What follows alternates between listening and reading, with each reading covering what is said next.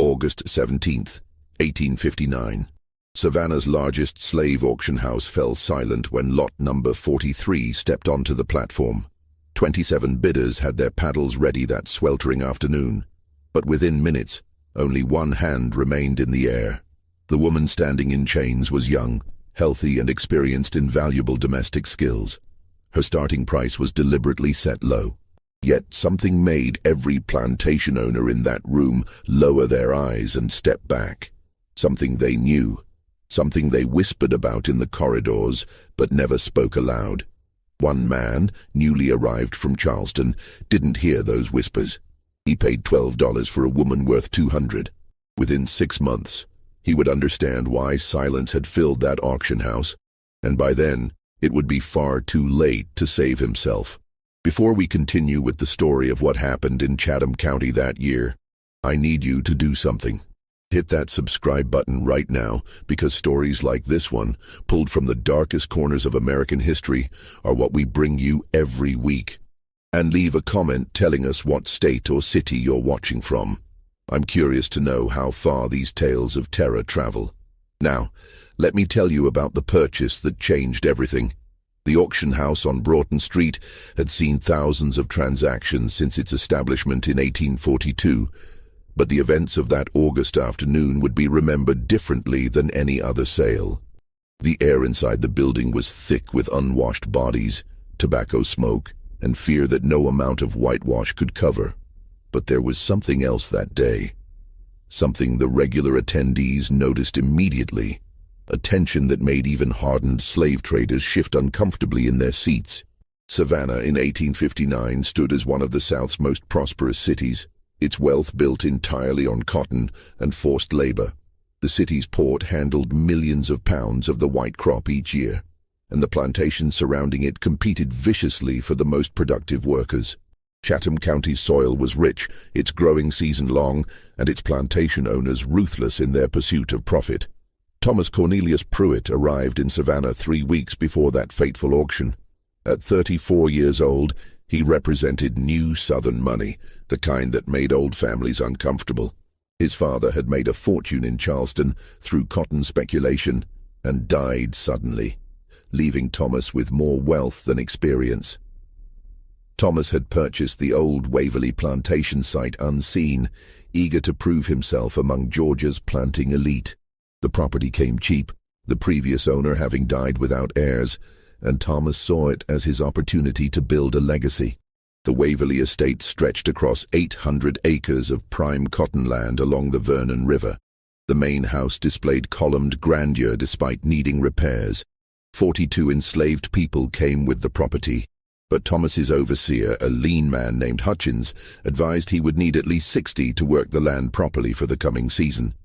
Hence his presence at the Broughton Street auction house that August morning, cash in hand and determination in his eyes. The auction began at 10 o'clock. Thomas bid successfully on 3 young men and an experienced cook, spending nearly $5,000 by noon. During the lunch break, he overheard a conversation between 2 planters he recognized from a dinner party the previous week. "You staying for the afternoon session?" one asked. "No reason to.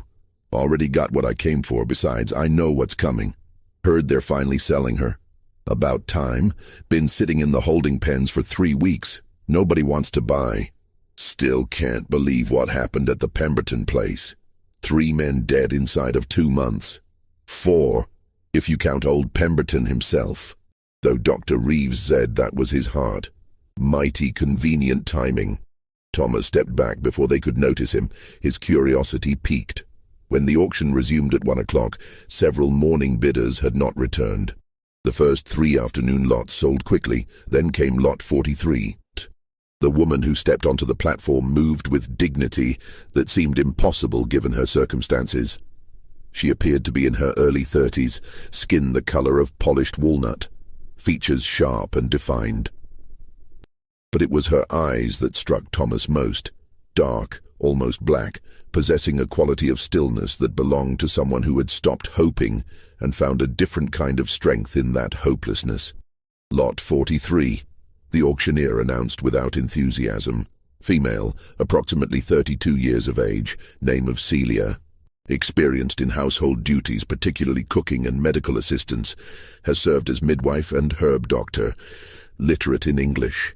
No known physical defects. Starting bid of $10. Thomas waited for raised paddles. Instead, silence. $10 was insultingly low for a woman with medical skills. Midwives were valuable, often earning owners significant income by attending births throughout the county. $10. The auctioneer repeated. Do I hear $10? The silence stretched. Men deliberately looked away, studying floors, ceilings, their own hands, anything but the woman on the platform. Thomas raised his paddle. $10 to the gentleman in the blue coat, the auctioneer said quickly, relief evident. Do I hear 12? Nothing. The room remained frozen. Going once at $10, going twice. Sold for $10 to the gentleman in blue. The gavel cracked like a gunshot. The woman, Celia, turned her gaze toward Thomas for the first time. Her expression didn't change, but something in her eyes shifted. A flicker of recognition or assessment. Then, she was led away. After the auction, Thomas approached the office to complete his purchases. When he inquired about Celia's history, the clerk's pen paused briefly before continuing. Came from the Pemberton estate. Property was liquidated after Mr. Pemberton's death 3 months ago. And her skills are accurately listed? That's what the estate inventory stated. Seems unusual that no one else bid. The clerk looked up briefly. Not my place to question what buyers do or don't do, sir. Your total comes to $6,710. The journey to Waverley took just over an hour along the river road. As they approached, the main house came into view. A 2-story structure with 6 columns across the front portico, white paint fading in places. Beyond lay the quarters, 2 long buildings, and further still the cotton fields stretching toward the tree line in neat rows. When they arrived, Hutchins organized the new arrivals. The men would join field gangs. The cook would take over the main house kitchen. But when it came to Celia, Hutchins seemed uncertain. Where do you want this one, Mr. Pruitt? Thomas considered. She has medical training. We'll use her as midwife. Have her set up in the old overseer's cabin near the quarters. Hutchins nodded slowly. Yes, sir. Though we already have old patients who tends to such things. Then Celia can assist her. 2 pairs of hands are better than 1. Thomas was about to question Hutchins's reluctance when a servant approached, informing him that Josiah Crenshaw had arrived to pay respects to the new owner. Thomas recognized the name from the conversation outside the auction house. Crenshaw waited on the front portico, a heavy-set man in his late 50s dressed in casual elegance. After exchanging pleasantries over bourbon, Crenshaw shifted the conversation. I noticed you made some purchases today. Good selections. Though I sense you didn't hear all the talk about one particular acquisition. Thomas met his gaze. You're referring to Celia. For $10. Did you wonder why no one else bid? The thought crossed my mind. Crenshaw set his glass down carefully. That woman came from the Pemberton estate. Dr. Harold Pemberton died 3 months ago. Healthy until he wasn't. His nephew inherited and immediately sold everything, couldn't get away fast enough. He paused. Pemberton's death wouldn't have raised eyebrows by itself. But it was what came before. And what came before? His overseer, a man named Kelly, dead from brain fever after 2 weeks of raving. Before that, Pemberton's driver Marcus, found dead in the stables with a broken neck. They said kicked by a horse, but Marcus knew horses better than anyone. And before that, Pemberton's physician, Dr. Simon Vance, dead from apparent influenza complications. Thomas absorbed this. You're suggesting these deaths are connected? 4 men associated with the Pemberton household died within 2 months, and the only common thread was that woman. She prepared medicines, tonics, teas, had access to the main house, the kitchen, the sick rooms. Crenshaw leaned forward. And she had reason. What reason? About 6 months ago, Celia's daughter took ill. Pneumonia, they thought. Dr. Vance attended her. The girl died 3 days later. Celia claimed the doctor was drunk, gave wrong treatment, killed her daughter through negligence. She made loud accusations. Pemberton had her whipped and confined. Crenshaw finished his bourbon. 2 weeks later, Dr. Vance was dead, then Marcus, then Kelly, then Pemberton. That could be coincidence. Could be. But that woman has knowledge of herbs and plants that goes deeper than most. She knows what cures and what kills, and she's got nothing left to lose. He stood to leave. I came as a courtesy, Mr. Pruitt. What you do with the information is your business. But if I were you, I would sell that woman quickly, or put her in the fields where she can't access anyone's food or drink. That evening, Thomas visited the overseer's cabin where Celia had been housed. She sat on the rough bed, hands unbound, posture straight despite the day's ordeal. She stood when she saw him, but her eyes met his directly. "You're Celia," Thomas said. "Yes, master. I'm told you have skills as a midwife and herbalist. Where did you learn?" "My mother was midwife before me.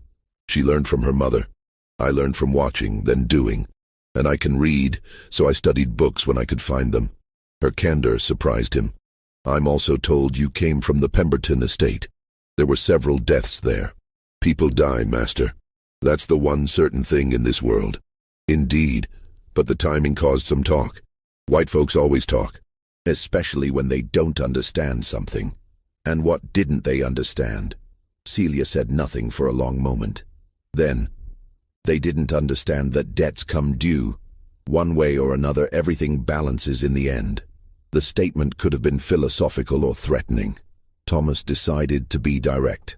"Did you kill them?" She smiled slightly without warmth. "Can't kill a man with words, master, or with prayers, or with hoping real hard that justice finds them. If they died, it was divine providence or their own sins catching up. I'm just a slave. Don't have the power to do anything but what I'm told. You'll work as midwife here, tend to the sick, deliver babies, prepare medicines as needed under old patients' supervision." "Yes, master. And Celia, whatever happened at Pemberton's place, it stays there. Here at Waverley we start fresh. Understood?" "Yes, master. Understood perfectly." That night, Thomas lay in bed thinking about Celia's daughter, dead at 16 from pneumonia or a doctor's negligence. He thought about a mother's grief and what it might drive someone to do. He thought about herbs and plants, how the same knowledge that eased pain could cause it. Most of all, he thought about 4 dead men and 1 woman with nothing left to lose. The harvest began in late September. Dark clouds had been building over the Atlantic for days. A late-season hurricane was coming. If the cotton wasn't picked before the storm hit, an entire year's profit could be destroyed. Thomas drove his workers hard, as all planters did during harvest. They rose before dawn and worked until darkness made it impossible to continue. Celia was not in the fields. Thomas had assigned her to work alongside old patients. Within a week, even Hutchins reported they had reached an understanding. Old Patience says the new woman knows her business. Knows plants and remedies Patience never heard of, asked if she could start a proper herb garden. Thomas approved it, reasoning Celia would be under Patience's supervision. The garden began as a small plot behind the quarters, comfrey for wounds, feverfew for headaches, willow bark for pain, chamomile for stomach ailments.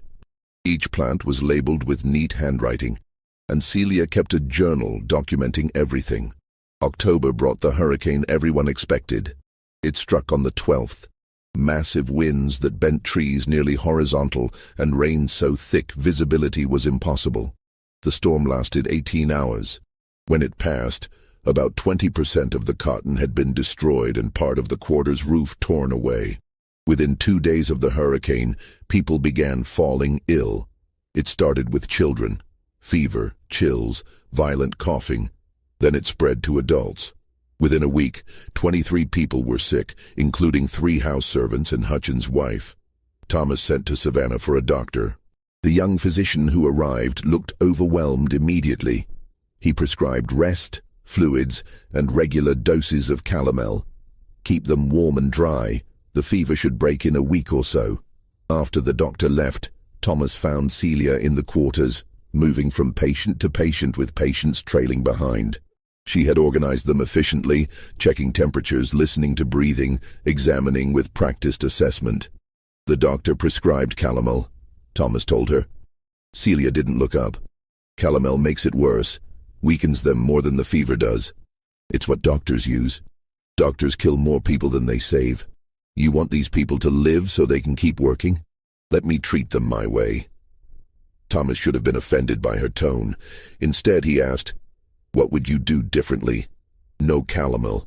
Willow bark tea for fever. Honey and garlic for cough. Elderberry to strengthen them. Keep them hydrated with boiled water, not raw river water. And most important, keep the sickest ones separate. This illness spreads through the air. Group them too close and you'll lose everyone." It went against conventional wisdom, which held that diseases arose from bad air rather than spreading person to person. But Thomas had noticed diseases did seem to cluster in patterns. "Do it your way," he said, "but if people start dying, it becomes your responsibility. People dying is always someone's responsibility, Master. The question is whose?" She organized the sick into 3 groups by severity, preparing teas and tonics carefully. Within 3 days, fever began breaking in the first patients. Within a week, all but 2 had recovered, both elderly, already weakened. Under conventional treatment, Thomas suspected the death toll would have been far higher. Word spread quickly. By early November, Thomas received visits from neighboring planters wanting to borrow Celia's services. He agreed, partly for neighborly relations and partly because the fees brought additional income. Celia was sent to the Mansfield Plantation for yellow fever, to the Rutledge place for a difficult childbirth, to a farm near the Ogeechee River for a snake bite. In each case, she succeeded where others would have failed. Her reputation grew. Celia could heal what others couldn't, but reputation is dangerous, especially for someone in Celia's position. People began remembering the Pemberton estate. They wondered if someone who knew so much about healing might also know about the opposite. Thomas heard these whispers but dismissed them. Celia had been professional and effective since arriving. She had saved his workers and earned him money. Whatever had happened at Pemberton's was past. December brought unusual cold, frost covering fields in the mornings. The cotton harvest had been completed despite hurricane damage, and Thomas had sold his crop for a respectable price. He began to relax, feeling he had navigated his first year without major disaster. That was when the first sign appeared. Hutchins came to the main house one Tuesday morning, face pale and hands shaking. "Mr. Pruitt, you need to come to the quarters, now." A crowd had gathered near the quarters' north end.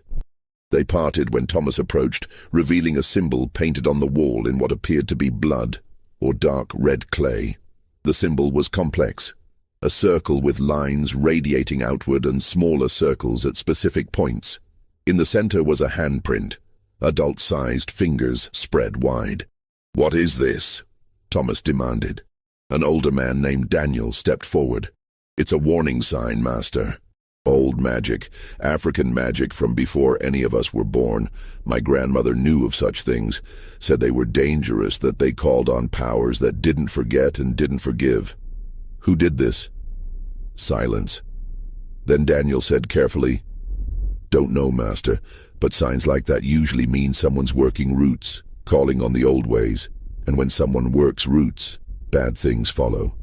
Thomas ordered the symbol washed away and announced severe punishment for anyone caught painting such things. But the damage was done. Fear had entered Waverley. 3 days later, Hutchins's prize-hunting dog was found dead near the well, body stiff and mouth foaming with dried saliva. The dog had been healthy that morning.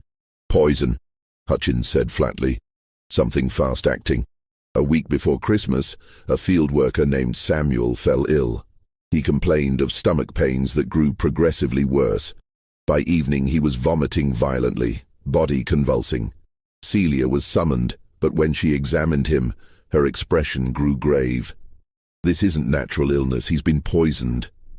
Thomas felt his stomach drop. "Poisoned? How?" "Can't say without knowing what he ate or drank, but the symptoms are consistent with several plant toxins." She looked at Thomas. "The question isn't what poisoned him. The question is who gave it to him." Samuel died 3 hours later in seizures. It was a horrible death, and everyone witnessed some part of it. The fear that had been spreading now exploded into near panic. Thomas ordered an investigation, questioning everyone near Samuel that day. The results were frustratingly inconclusive. Samuel had eaten from the communal pot, drunk from the well. He had no known enemies. There was no apparent reason for anyone to want him dead. Unless, Thomas thought with growing dread, Samuel wasn't the intended target. Unless someone was simply practicing, testing methods, preparing for something larger. That night, Thomas couldn't sleep. He lay in bed listening to every creak, wondering what was happening on his plantation. Someone had knowledge of poisons. Someone was using it. And despite his earlier confidence, Thomas found himself thinking again about the Pemberton estate and those 4 dead men. Christmas at Waverley was subdued. Thomas had planned to give the enslaved workers 3 days off with extra rations, but Samuel's death had cast a pall over everything. People accepted their gifts with muted thanks, avoiding eye contact, eager to return to the quarters where they felt safer in numbers. On Christmas evening, Thomas heard a commotion from the quarters. He grabbed his pistol and ran outside into the cold December night. A crowd had gathered near the well, faces illuminated by torches.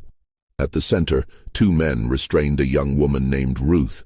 She was fighting them, screaming words that didn't quite make sense, eyes wide and unfocused. "What's happening?" Thomas demanded. Hutchins pushed through the crowd. "She tried to throw herself down the well, sir. Daniel and Joseph caught her just in time." Ruth was perhaps 19, a house servant who worked in the laundry. Thomas had never known her to cause trouble. "Ruth, what were you doing?" She stopped struggling and turned toward him. In torchlight, her face looked gaunt, almost skeletal. "They're coming for me. I can hear them. They're in my head, telling me what I did, showing me what's going to happen. I can't make them stop. The only way to make them stop is to—" She lunged toward the well again, but the men holding her were ready. "She's been like this for hours," a house servant said. "Started just after sunset, talking about voices and shadows and debts coming due." Debts coming due. The same phrase Celia had used months ago. Thomas felt cold that had nothing to do with December temperature. Get her inside, tie her down if necessary, and someone fetch Celia. But Celia was already there, standing at the crowd's edge, so still Thomas hadn't noticed. She moved forward now, and the crowd parted for her. "Let me see her," Celia said. Ruth's eyes focused on Celia, and something like recognition crossed her face. You know. You understand. Tell them what I did." "Hush now," Celia said, her voice gentle in a way Thomas had never heard. "No need to tell anyone anything. What's done is done, and what's coming will come regardless. I didn't mean for him to die," Ruth sobbed. "I was just so angry. He had no right to touch me like that. I just wanted him to hurt like he made me hurt. I didn't know the mushrooms would kill him. I swear I didn't know." The crowd went silent. Thomas felt as if the ground had shifted. "Ruth, are you saying you poisoned Samuel?"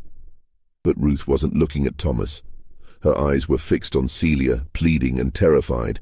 "Make it stop, please. The voices, the shadows. Make them stop." Celia touched Ruth's forehead with 2 fingers, a gesture that seemed almost ritualistic. "Can't stop what you started, child. You opened a door you didn't know was there, and now you have to walk through it. All I can do is ease the journey." "What are you talking about?" Thomas demanded. "What door?" Celia ignored him. She produced a small bottle from her pocket, uncorked it, and held it to Ruth's lips.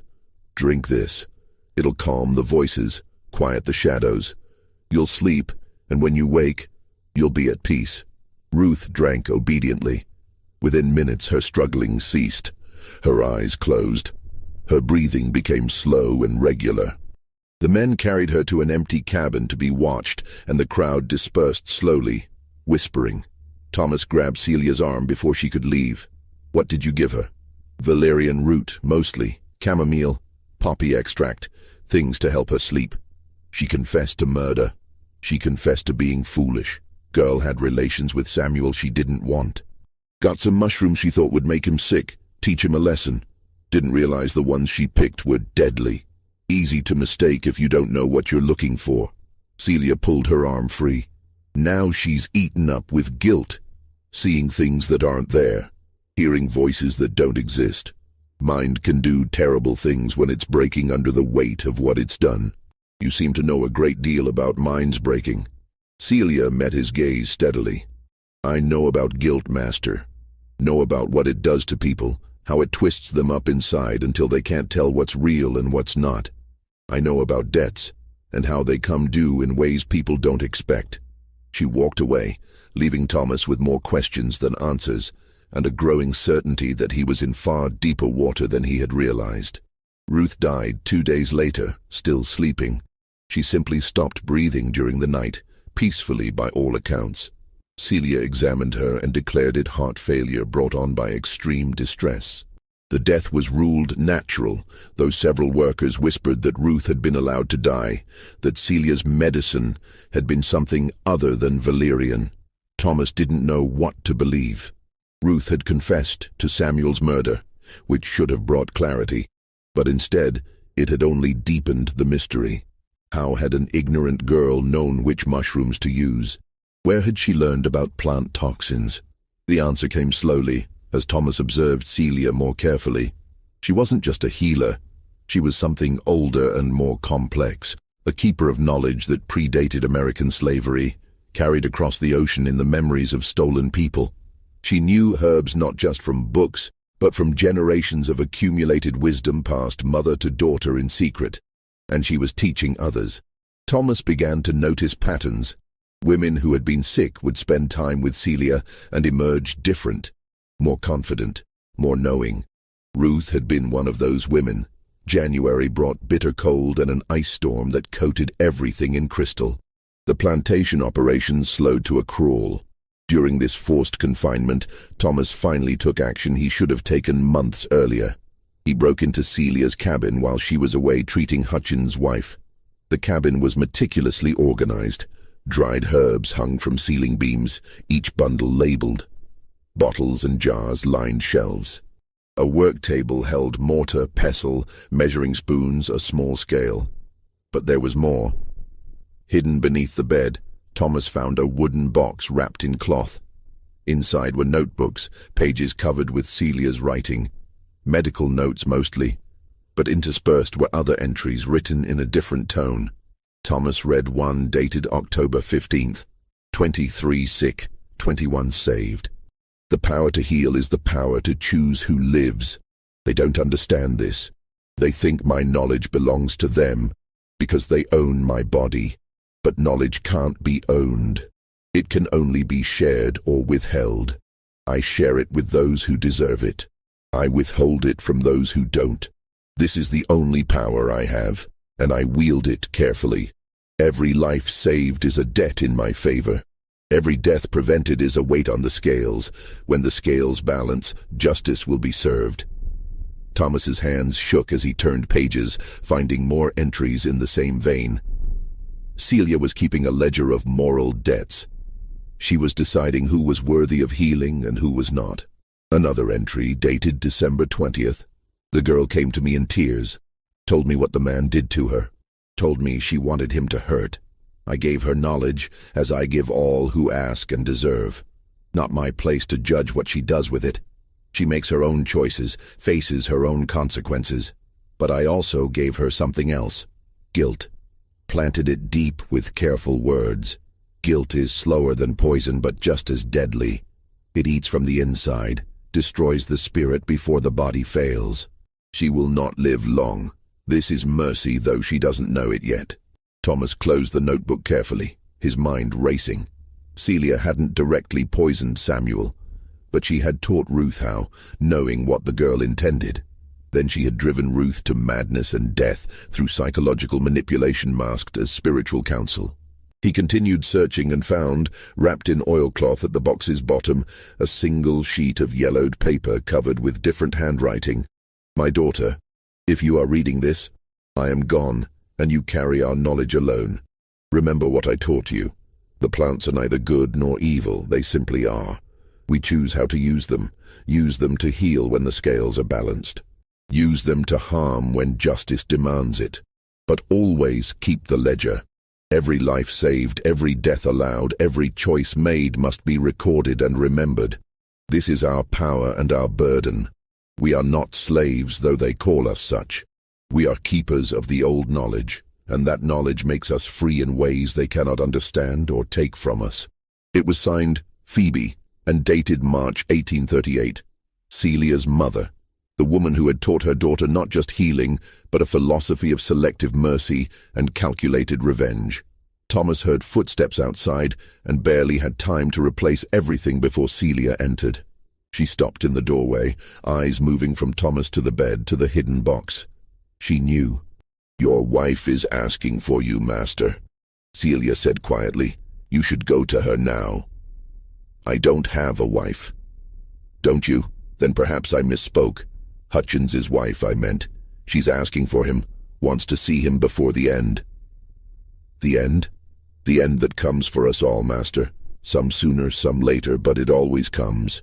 She stepped into the cabin, closing the door. "You've been in my things." There was no point denying it. "I have." "Find what you were looking for?" "I found notebooks, records, a letter from your mother. I know what you've been doing." Celia sat on the bed, moving with weariness. When she spoke, her voice was soft but clear. "My daughter's name was Sarah. She was 17 when she got the pneumonia. Strong girl, smart, beautiful. Could have been anything if she'd been born free." She looked at Thomas, tears in her eyes for the first time. "Dr. Vance came to see her. He was drunk. I could smell it, see it in his eyes. But he was white and educated, and I was just a slave woman, so my opinion meant nothing. He gave her calomel and ordered bloodletting. I told him it was wrong. He had me whipped for contradicting him." Her hands clenched into fists. "I watched my daughter die slowly over 3 days. Watched the calomel poison her, watched the bloodletting drain what little strength she had. She died in agony, calling for me, and I couldn't help because they had tied me up in the barn to teach me respect for white medicine." "I'm sorry," Thomas said, and meant it. "Sorry doesn't balance the scales, master. Sorry doesn't bring her back or punish the man who killed her through negligence and pride." So I did what I had to do. Dr. Vance died from what looked like influenza complications, but it wasn't influenza. It was foxglove, carefully administered over weeks in doses small enough to mimic heart problems. Marcus died because he helped hold me down for the whipping. Kelly died because he laughed while they beat me. And Pemberton died because he owned us all, because he created the system that let my daughter die while I watched helplessly. She stood, facing Thomas directly. "I'm not sorry for any of it. They deserved what they got. And if that makes me a murderer in your eyes, then so be it. But I'm also the woman who saved 21 people during the outbreak. I'm the woman who's delivered 37 babies in the past year, losing only 2. The scales balance, master. That's all I'm trying to do. Balance the scales." Thomas felt trapped between horror and something like admiration. What Celia had done was murder, cold and calculated, but she had also saved countless lives. Was she a monster or a healer? Could she be both? What about Ruth? Ruth came to me for help. I gave her knowledge. She made her own choices, but I also saw in her what I've seen in others who take a life. The guilt that comes after, the way it eats at the mind. I gave her peace, master, gave her a way out that was gentler than what she would have suffered otherwise. And Hutchins's wife? Celia's expression was neutral. "Everyone dies eventually, master. The question is when and how and whether they deserve their fate." She paused. "Hutchins was overseer at Pemberton's place before he came here. He supervised my whipping, held the rope himself. You didn't know that, did you?" Thomas felt his stomach drop. "No, he's not a bad man, just following orders. But my daughter died while I hung in that barn, and he's part of that chain. So yes, his wife is going to die, not quickly, not obviously, but inevitably. Call it murder if you want. I call it justice." The cabin seemed darker, though the candle burned as brightly. Thomas realized he stood at a crossroads. He could report what he knew, try to have Celia arrested. But he had no proof beyond notebooks that could be interpreted as philosophical musings. And if he moved against her, Who would care for Waverley's sick? What happens now? Thomas asked. That depends on you, Master. You can try to stop me, but you won't succeed. Too many people depend on me, trust me. Move against me and you'll have a rebellion. Or you can look the other way, let the scales balance themselves and benefit from my skills. Your workers will be healthier, your profits higher. All it costs is your conscience and the lives of a few men who probably deserve what they get. And if one of those men is me? Celia tilted her head, considering. Are you guilty of anything, Master? Have you harmed someone who didn't deserve it? Killed someone through negligence or cruelty? Because if you haven't, you have nothing to fear from me. I don't punish the innocent. I only balance the scales. Thomas thought about his treatment of the people he owned. By slave-holding society's standards, he was decent, but he was still a master, still participating in a system built on human bondage. In Celia's eyes, did that make him guilty? The Waverley plantation came to you from the previous owner, Celia said softly. Did you ever wonder how he died? Thomas's mouth went dry. Natural causes. That's what I was told. He did. Heart failure from years of hard living. I had nothing to do with it. I wasn't here yet. But when Pemberton's estate was liquidated, I knew where I would end up. Word travels among slaves faster than among masters. I knew Waverley was being sold to a new owner from Charleston. I knew you were young, inexperienced, ambitious. I knew you would need a skilled healer. She moved closer. So I made sure no one else bid on me. Told the other slaves what happened at Pemberton's, let them spread the word to their masters. Made myself seem dangerous, cursed, bad luck. All so that you, who didn't know any better, would buy me cheap and bring me here where I could work, heal, teach, and yes, occasionally dispense justice that white courts won't provide. You manipulated me from the beginning. I used the tools available to me, just like you use whips and chains and bills of sale to control us. We each have our weapons, Master. Mine are just less obvious. Thomas realized he was trembling, whether from anger or fear he couldn't say. I could sell you, send you south, away from everyone you know. You could try, but who would buy me now? Everyone from here to Mobile has heard the stories, and if you sold me, who would care for your sick? Who would deliver your babies? How many people would die before you found someone half as skilled? She smiled without warmth. I've made myself necessary, Master. That's the real power, not the ability to kill, but the ability to save. People forgive almost anything from someone who can save lives. The truth struck Thomas like a physical blow. Celia had made herself indispensable, and in doing so, secured a kind of freedom no legal document could provide. She couldn't be sold because she was too valuable. She couldn't be punished because too many people depended on her. So what do you want from me? Thomas asked finally. Nothing you aren't already giving me. Freedom to practice my healing, access to herbs and plants, respect for my knowledge. And one more thing. Look the other way when the scales need balancing. Don't ask questions you don't want answers to. Don't investigate deaths too closely. Let nature take its course, even when nature has a helping hand. You're asking me to be complicit in murder. I'm asking you to be complicit in justice. There's a difference, though I don't expect you to see it. But think on this. How many slaves die every year from the cruelties of this system? How many are whipped to death, worked to death, bred like animals, sold away from families? And how many masters ever face punishment? The law protects you, not us. So we make our own justice in the only ways available to us.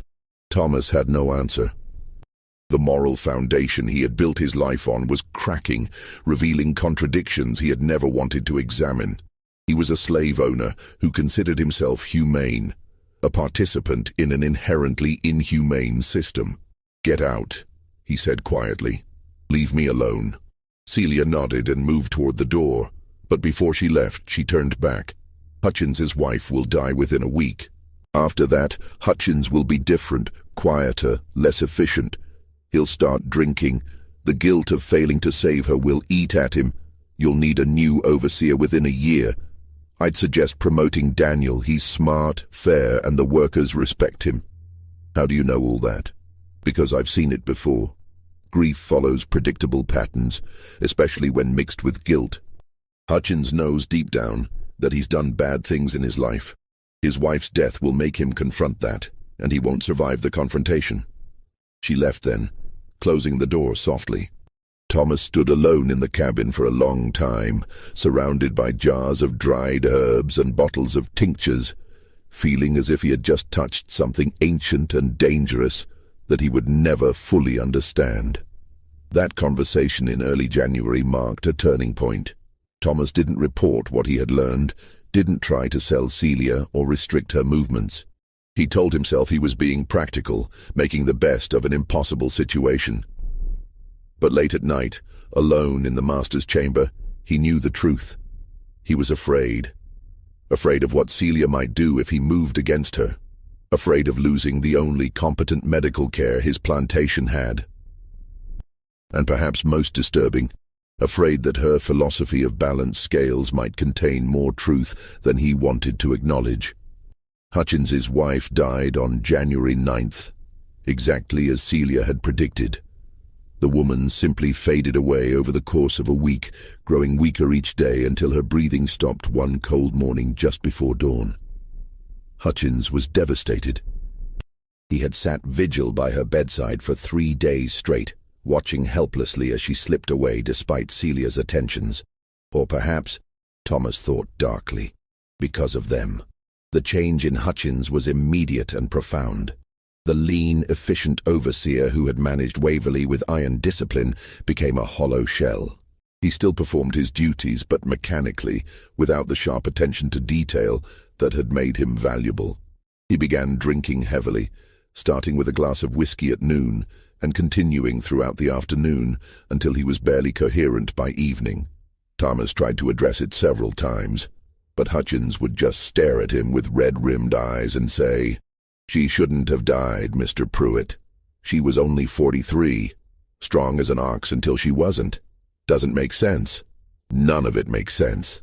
By February, Hutchins was useless as an overseer. Thomas had no choice but to promote Daniel, just as Celia had suggested. Daniel accepted the promotion with quiet dignity and proved surprisingly effective at managing the other workers. He was firm but fair, respected rather than feared, and production actually increased under his supervision. Celia's influence continued to grow.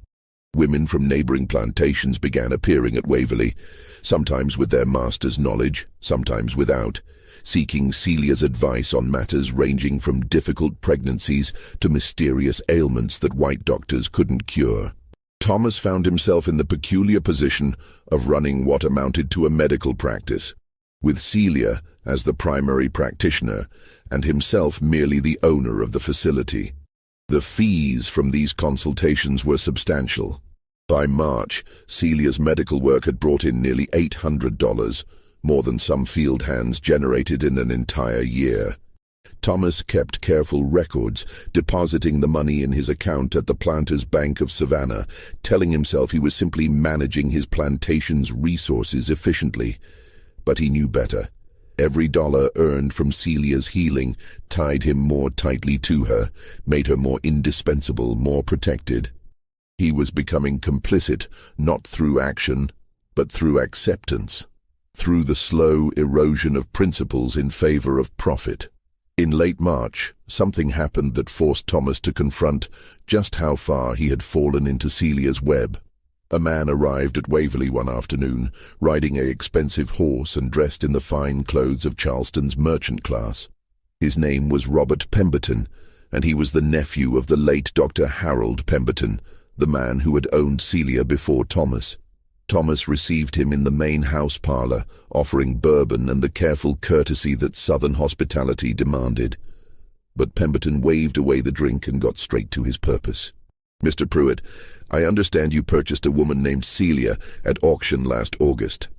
I want to buy her from you." Thomas felt his stomach tighten. "Celia is not for sale. She's a valuable worker, essential to my plantation's operations." I'll pay 5 times what you paid, $60. Still no. Pemberton leaned forward, his expression hardening. Let me be direct. That woman murdered my uncle and 3 other men. I have no proof that would stand up in court, but I know it as surely as I know my own name. She's dangerous, Mr. Pruitt. Every day you keep her here, you're putting yourself and everyone on this plantation at risk. Those are serious accusations without evidence. Evidence. Pemberton laughed bitterly. My uncle died 3 months after that woman's daughter passed. His overseer, his driver, his personal physician, all dead within weeks of each other. You call that coincidence? I call it unfortunate timing. People die, Mr. Pemberton. It's the nature of life. Don't patronize me. I've done my research. I know about the outbreak here last October, how 23 people fell ill and she saved most of them. I know about the field hand who died of poisoning in December. I know about a girl named Ruth who threw herself down a well, or tried to, right before Christmas. And I know Hutchins's wife just died last month. Pemberton's voice dropped. See a pattern yet? Thomas felt cold spreading through his chest. When laid out like that, the deaths did form a pattern, but he kept his voice steady. Celia saved 21 people during that outbreak. She's delivered dozens of healthy babies. She's the best medical practitioner in Chatham County, and I'm not selling her to satisfy your vendetta against someone you blame for your uncle's death. You're a fool. Pemberton stood abruptly. My uncle was a fool too. He thought he could control her, could use her skills while ignoring the danger. He's dead now.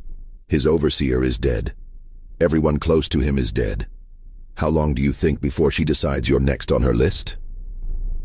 I appreciate your concern, but my answer is final. Celia stays at Waverley. Pemberton stared at him for a long moment, then shook his head slowly. When you end up like my uncle, don't say you weren't warned. That woman is a plague, Mr. Pruitt, and plagues don't stop until they've consumed everything in their path. After Pemberton left, Thomas stood on the portico, watching the man ride away. His hands were shaking, not from anger, but from the creeping realization that Pemberton was right. Thomas was in danger. He had known it since finding Celia's journals, since understanding what she was capable of, but hearing it confirmed by someone else made it real, in a way it hadn't been before. That evening Thomas did something he had been avoiding for months. He went through his plantation records systematically, documenting every death and illness since Celia's arrival. The pattern Pemberton had mentioned became even clearer when written down. Samuel, dead from poisoning in December, but Celia had been treating him days before for a minor injury.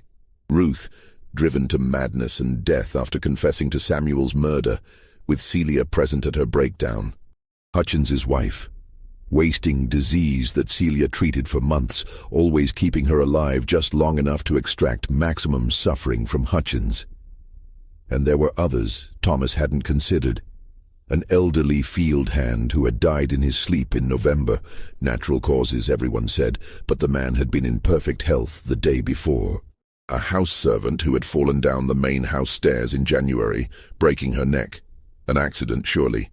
But the servant had complained to Thomas about Celia just days earlier, saying the herb woman frightened her.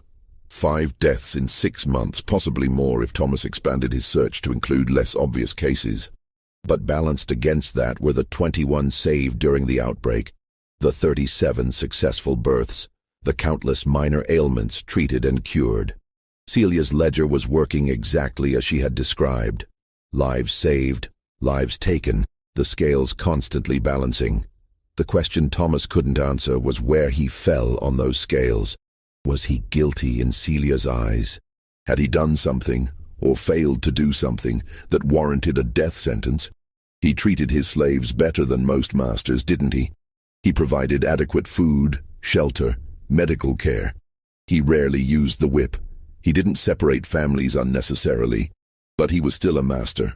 He still owned human beings. He still profited from their forced labor. In Celia's philosophy of absolute justice, was that enough to condemn him? Thomas began taking precautions. He stopped eating food prepared by the house servants unless he watched it being made from start to finish. He locked his bedroom door at night and kept a loaded pistol on his bedside table. He avoided being alone with Celia whenever possible. He inspected everything she sent to the main house, tonics, herbs, teas, looking for signs of tampering, though he had no idea what those signs would look like. But he didn't send her away, didn't sell her, didn't restrict her movements, didn't even confront her about Pemberton's visit. Because doing so would be admitting he was afraid, and a master who showed fear to his slaves had already lost the battle for control. April brought warming weather and the beginning of planting season for the next cotton crop. The fields needed to be prepared, seeds sown, irrigation ditches cleared. It was demanding work that required every able body on the plantation, and Thomas threw himself into it with an intensity that bordered on obsession. Physical labor helped him avoid thinking about Celia, about the growing list of suspicious deaths, about the moral compromises he was making daily. But Celia wouldn't let him forget. On April 15th, Thomas woke to find something on his doorstep, a small cloth bundle tied with twine. Inside were dried herbs he didn't recognize and a folded piece of paper. The handwriting was Celia's. "For your health, master.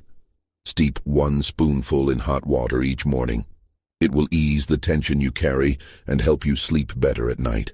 Consider it a gift from someone who wishes you no harm, as long as you continue to deserve none." The message was clear. Celia knew about his precautions, his fears, his avoidance of her, and she was telling him, in her own way, that he was safe, for now.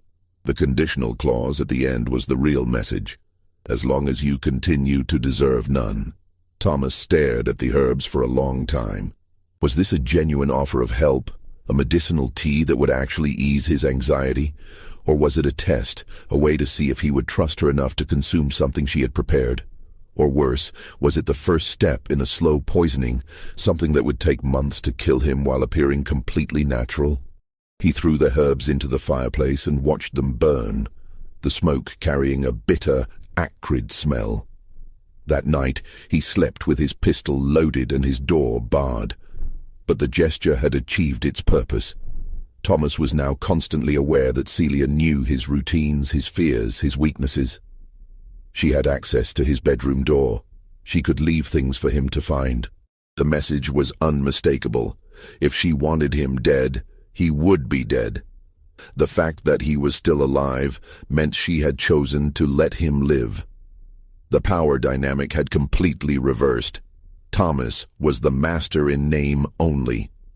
Celia was the one who decided who lived and who died on Waverly Plantation. The situation deteriorated further in early May. Hutchins, who had been steadily drinking himself to death since his wife's passing, finally succeeded. Thomas found him in the old overseer's cabin, the same cabin where Celia had once lived, with an empty bottle of laudanum on the table beside him. The death was ruled a suicide.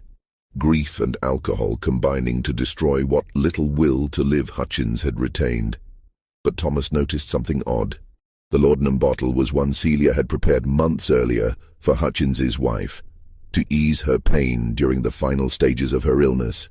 How had Hutchins obtained it? Had he saved it from his wife's possessions? Or had someone given it to him, knowing what he would do with it? Thomas asked Daniel about it, carefully avoiding any direct accusation. Daniel's response was measured, thoughtful. "Mr. Hutchins was a troubled man these past months, sir. Couldn't forgive himself for things he'd done in his life. His wife's death broke something inside him. He was going to die one way or another, whether by drink or by his own hand. The laudanum just made it quicker and less painful." "Did Celia give it to him?" Daniel met his gaze steadily. "Does it matter, sir?" Man was already dead inside. His body just took a while to catch up. It was, Thomas realized, the same logic Celia used. Hutchins was guilty of something, his participation in Celia's whipping at Pemberton's plantation, and therefore deserved his fate. Whether he had taken his own life or been helped toward that end was irrelevant in the scales of justice. Thomas arranged a simple burial and promoted one of the field hands to fill Daniel's previous position. Life on Waverley continued, the routines of planting and maintenance proceeding as they always had. But beneath the surface, Thomas felt the ground shifting, eroding, threatening to collapse entirely. In mid-May, Thomas received an unexpected visitor, Josiah Crenshaw, the planter who had warned him about Celia nearly a year earlier. Crenshaw looked older, more worn, his face lined with worry. "Mr. Pruitt," Crenshaw said as they sat on the portico with bourbon neither man was drinking. "I owe you an apology. I should have been more forceful in my warning last year. Should have made you understand exactly what that woman is capable of." "I understand now," Thomas said quietly. "Do you? Do you understand that she's not just a murderer, but something far more dangerous? She's building a network, Mr. Pruitt, teaching other women her knowledge, spreading her philosophy of balance and justice. There are whispers all over Chatham County about women meeting in secret, sharing information about herbs and poisons, talking about debts and scales and retribution." Thomas felt ice in his veins. "How do you know this?" "Because it's happening on my plantation too. I have 3 women who spend time with Celia when she visits other properties. They've become different, bolder, more knowing. One of them looked me dead in the eye last week and said, 'The old ways are coming back, master. Best you remember that.' What am I supposed to do with that? Have you considered that maybe we deserve it?" The words were out before Thomas could stop them. "The old ways Celia talks about, the balance she's trying to achieve, maybe it's justice we've been avoiding for generations." Crenshaw stared at him in disbelief. "She's gotten to you. God help me, that woman has actually gotten inside your head. She saved 21 people during the outbreak, Crenshaw. She's delivered dozens of healthy babies. She's healed the sick when white doctors failed. Yes, people have died around her, but more have lived. Isn't that the definition of a net positive?" "A net positive?" Crenshaw stood abruptly. "Listen to yourself. You're rationalizing murder because the murderer is also useful. That's not justice, Mr. Pruitt. That's moral bankruptcy." He left without another word, and Thomas sat alone on the portico as evening fell, wondering when exactly he had crossed the line from reluctant acceptance to active defense of Celia's actions. When had he stopped seeing her as a threat and started seeing her as a necessary corrective to an unjust system? The answer, he realized with growing horror, was that he had been moving toward this position since the moment he found her journals. Every day he didn't act against her. Every death he rationalized away, every life she saved that he benefited from, all of it had been slowly eroding his moral foundation until he had become what Crenshaw accused him of being: complicit. June arrived with oppressive heat and humidity that made every breath feel like drowning. The cotton plants were growing well, but the weather also brought sickness, fever, dysentery, heat exhaustion. Celia worked tirelessly, moving from one patient to another, her herb garden now expanded to include dozens of medicinal plants. Thomas watched her work and saw, perhaps for the first time, the full complexity of what she was. She was a murderer, yes, but she was also a healer who genuinely cared about the people she treated. She was a philosopher with a coherent moral system, however terrible its implications. She was a teacher passing on knowledge that predated slavery and would outlast it. She was an agent of justice in a world that provided no legal recourse for people like her. And she was, Thomas finally admitted to himself, the most remarkable person he had ever met. The realization should have terrified him more than it did. On June 23rd, Celia came to the main house and requested to speak with Thomas privately. It was the first time she had initiated such a meeting since their confrontation in her cabin 6 months earlier. They sat in the study, the door closed, the late afternoon sun streaming through the windows. Celia looked tired but composed, her hands folded in her lap. "I'm going to tell you something, Master, and I need you to listen without interrupting. Can you do that?" Thomas nodded. "There's a man coming here tomorrow. His name is Benjamin Lowell. He owns a rice plantation on the Ogeechee River. You may remember him from the auction where you bought me. He was one of the men who refused to bid." Thomas did remember. Lowell had been talking with Crenshaw outside the auction house, discussing Celia's reputation. Lowell is coming here because his daughter is sick. She's 17, same age my Sarah was. The local doctor can't help her, and Lowell is desperate enough to overcome his fear of me. He's going to ask you to let me treat her. And will you? Celia's expression was unreadable. That depends. On what? On whether the scales demand it. You see, Benjamin Lowell was at Pemberton's plantation the day they whipped me. He wasn't directly involved, but he was there, visiting on business. He saw them tie me up in that barn. He saw my daughter dying in the house, and he said nothing. Did nothing, just looked away because it was easier than getting involved in another man's business. Thomas felt his chest tighten. So you're going to let his daughter die? I'm going to make him understand what it means to watch your child suffer while someone who could help chooses not to. I'm going to make him feel what I felt in that barn, knowing Sarah was dying and I couldn't reach her. Celia's voice remained calm, almost gentle. And then, after he's felt that pain, after he's begged and pleaded and promised anything if only I'll save her, then I'll decide. Maybe I'll heal her. Maybe I won't. The scales will tell me which is right. That's monstrous. Is it? Or is it just a mirror held up to show what's been done to us for generations? Lowell had the power to help and chose not to. Now I have the power, and I'm choosing the same way he did. If that's monstrous, then we're all monsters, Master. Every single one of us. Thomas had no response. The logic was circular, perfect, and absolutely horrifying.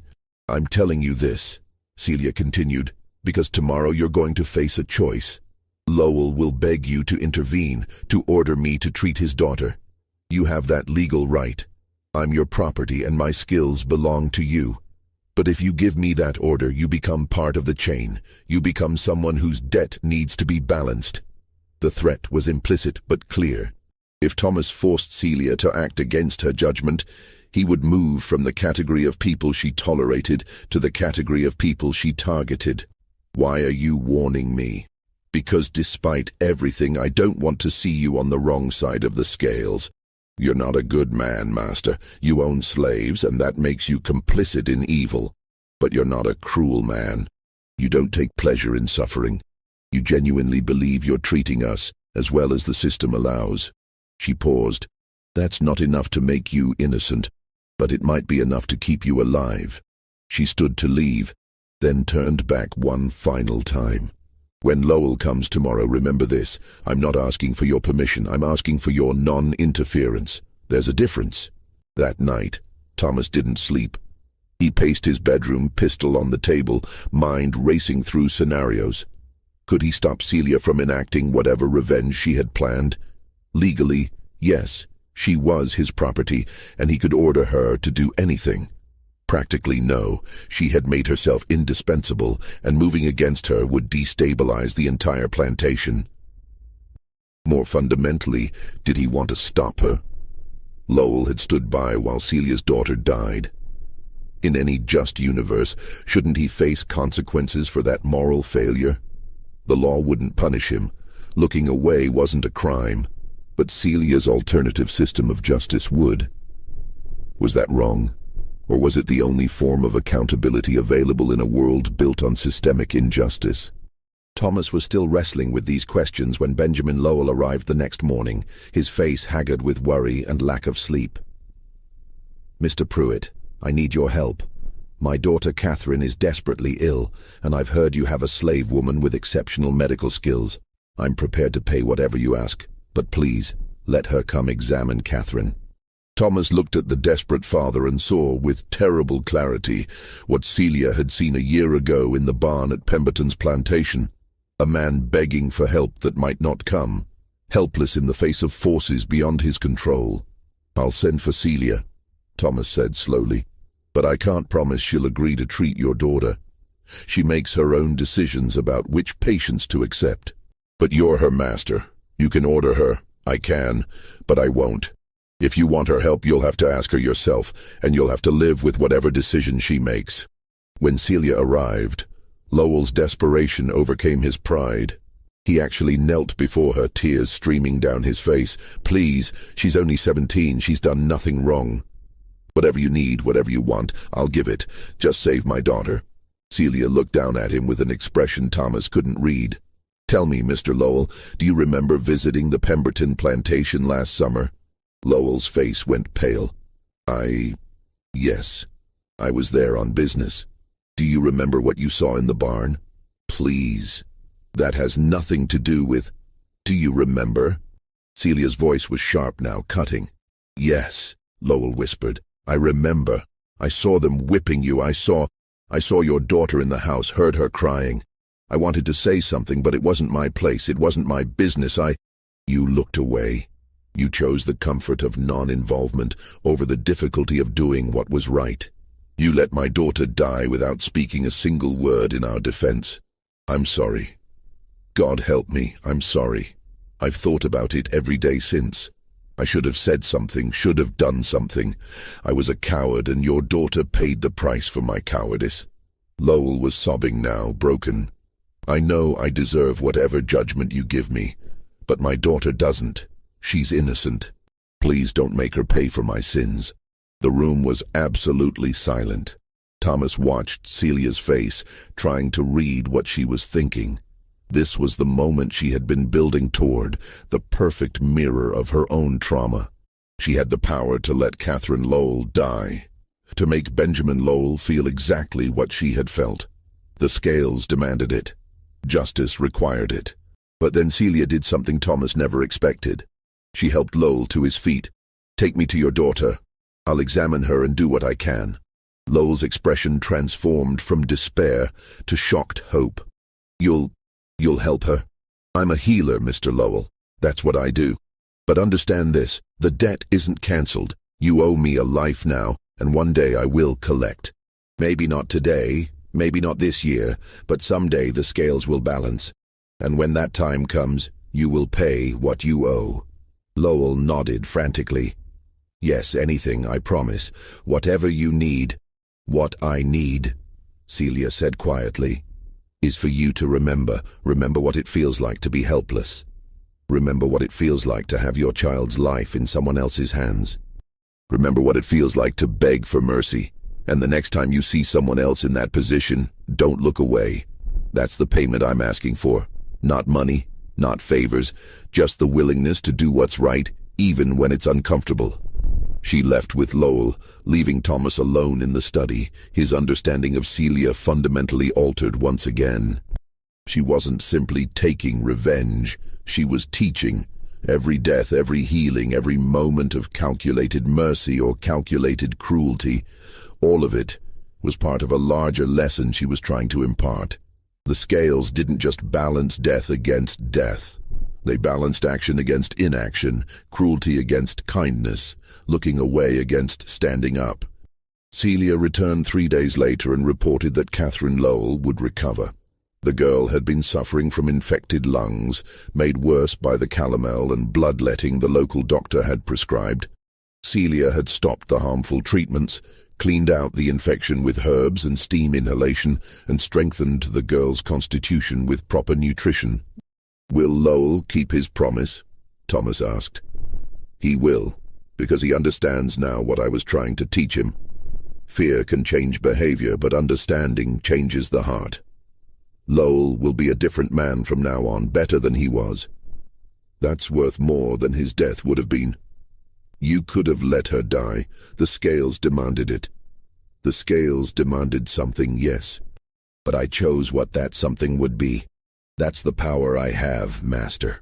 Not just to take life, but to shape it. To turn someone's worst moment into an opportunity for them to become better." She paused. "That's what my mother taught me. The old knowledge isn't just about poison and healing. It's about understanding human nature deeply enough to change it." Summer progressed. The cotton grew tall in the fields, and life at Waverly continued its rhythms. But everything had changed. Thomas saw it in the way the enslaved workers carried themselves, with more confidence, more dignity. He saw it in the way white planters approached Celia now, with respect that bordered on fear. He saw it in himself, in the way he had stopped thinking of himself as a master and started thinking of himself as merely the legal owner of property he no longer truly controlled. The Civil War was coming. Everyone could feel it, the tension building between North and South like pressure before a storm. South Carolina would secede, other states would follow, and the entire system that Waverly and plantations like it depended on would collapse. Thomas found himself oddly at peace with that prospect.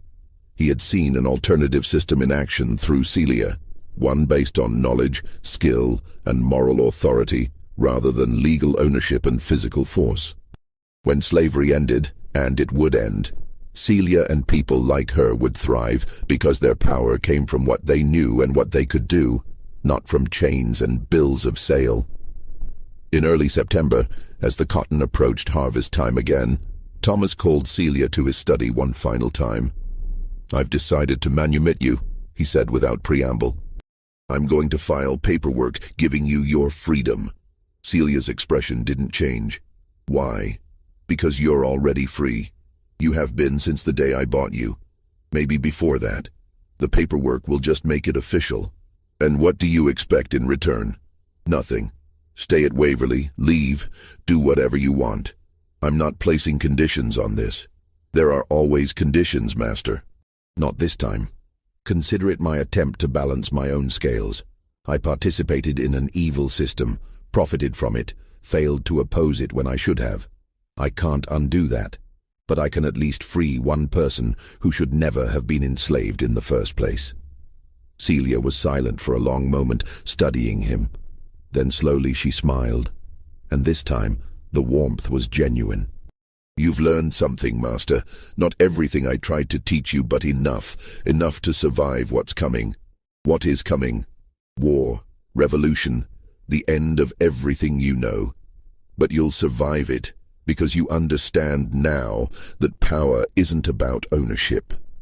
It's about knowledge, skill, and the relationships you build with people who have reasons to keep you alive rather than dead."